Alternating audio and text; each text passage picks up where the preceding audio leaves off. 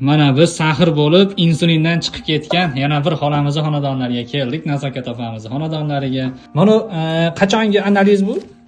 Bu bir haftalik analiz. Bir hafta oldinga, mana 508. 508. Maşallah. 4 oydan buyon davrina ham yo'q, oyoq og'rig'i ham yo'q. Mana Nazokat opamiz 6 yildan beri sahr ekanlar. Hozir mana hisobladik necha yil bo'lganini birgalikda, mana opalari bilan birgalikda. Nazokat opa, sizda sahr bo'lganini, sahrligingizni qanday bilgansiz? Qanaqa asoratlar bo'lgan birinchi? Birinchi o'sha chanqash, oyoq og'rish. Oyoq uyushganmi yo igna sanchgandek bo'lib og'riganmi? Igna sanchgandek og'rib, muzlaydi oyoq. Muzlab, og'rib. Ana shunaqa bo'lgan. Kim analiz topshiring degan sizga? Keyin o'sha doktorga chiqqanman, shobadalashtirib doktorga chiqqanimda analiz topshiring deyishgan. Analiz topshirsam 1208 chiqdi. 1208. Keyin sahr ekan deb rosa yig'ladim. Opingiz ham yig'lagan ekan, siz qayerdasiz bunda? Yurardim. Uka sahr bo'lib qolibdi deganda endi men ukam o'lib qolarmikan deb rosa yig'laganman. Allohga shukr. Alloh mana rizqini ulug' qilib, rizqini umrini uzoq qilib, mana yaxshi bo'lib ketdi, Xudoga shukr. Ko'rgan odam sahr demaydi hozir xonani. Sahr demaydi, rosa yig'lab, qiynalib doktorga borganman, nima qilganman, mana ukamlar doktorga yotkizgan.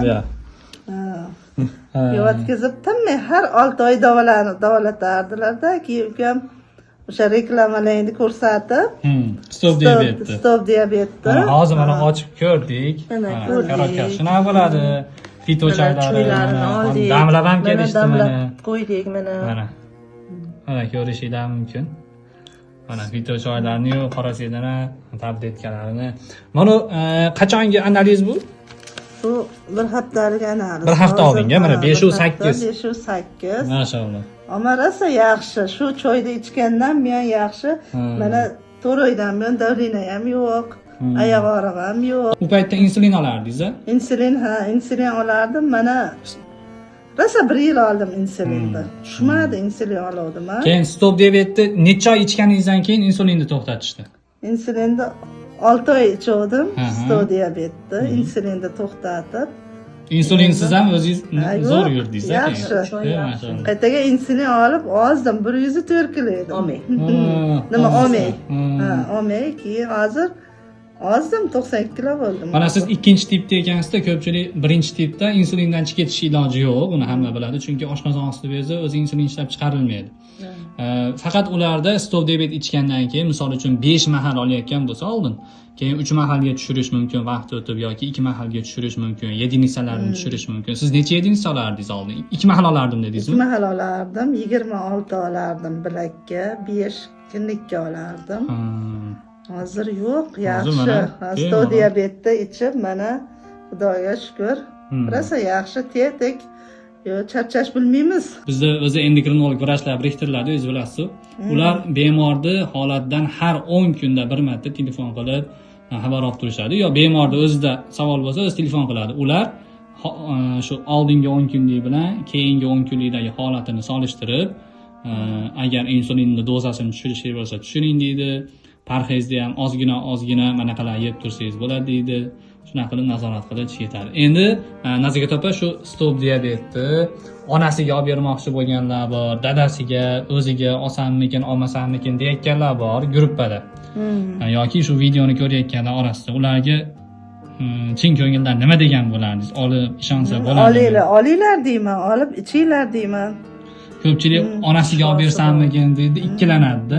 Olishsin-da, shifosi bor ekan mana. Men mana olib, mana Xudoga shukr, ancha yaxshi. Ancha yaxshi. Ancha ham bas butunlay. Ajab, mana sizni sog'lom odamdan farqingiz yo'q ekan hozir. Hozir soppa-sog'. Biz oldimizda ham birinchida yurarlar, yugurib yurarlar hozir.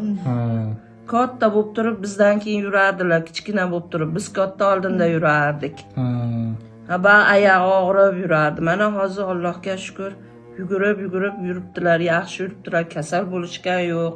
Davlina, sahr unaqalar endi begona bo'lib qoldi. Hozir yaxshilar, Allohga shukr.